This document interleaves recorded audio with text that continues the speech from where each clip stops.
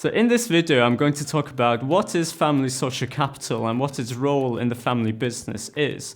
Then we'll look at why family social capital matters and finish off by thinking about why family social capital can be too much of a good thing.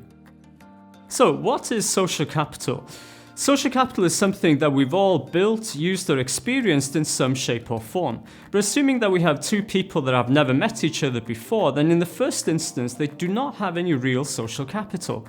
But once they start to communicate, work together and socialize, they start to build social capital. Normally, social capital takes time to build, but things are different when we think about family social capital. So family social capital is powerful because what it means to have trust and support and collaboration between people is different precisely because of the family bonds. And social capital itself is really powerful because it allows access to new resources, new knowledge, information, and advice and ideas that can support the business. The best way to think about social capital is to think about these resources, knowledge, ideas, and new relationships as being locked behind doors.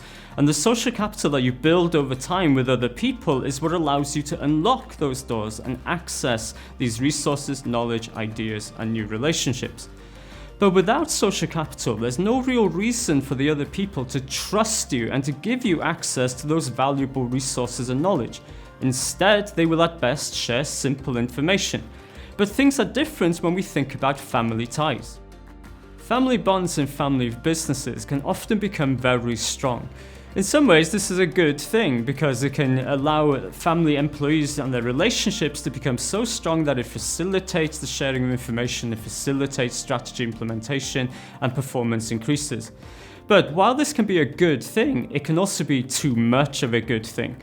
So at high levels, the family social capital that builds can create family lock-in, and the danger then is that the family managers turn first and foremost to family relationships for information and knowledge. Over time, that becomes less and less valuable, and it prevents new information and new resources from entering the family business. The consequence then is a damaging effect on firm performance. The solution is to build network relationships with other businesses and actors outside the family firm. And this is important because it brings in fresh perspectives, fresh ideas, new information and new resources into the family business to help it see the world in a different light. But don't forget to invest in social capital, and this here means investing in trust. Trust works at the human level. In the family social capital, we don't really need to worry so much about trust because it's natural in the family bond.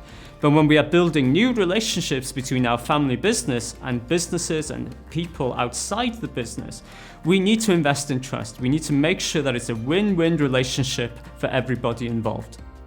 So, family bonds can be a unique source of advantage for the family firm, but only up to a point before they do more harm than good. So we need to think about investing in both family ties and business ties to make sure that we have a winning combination for the family firm.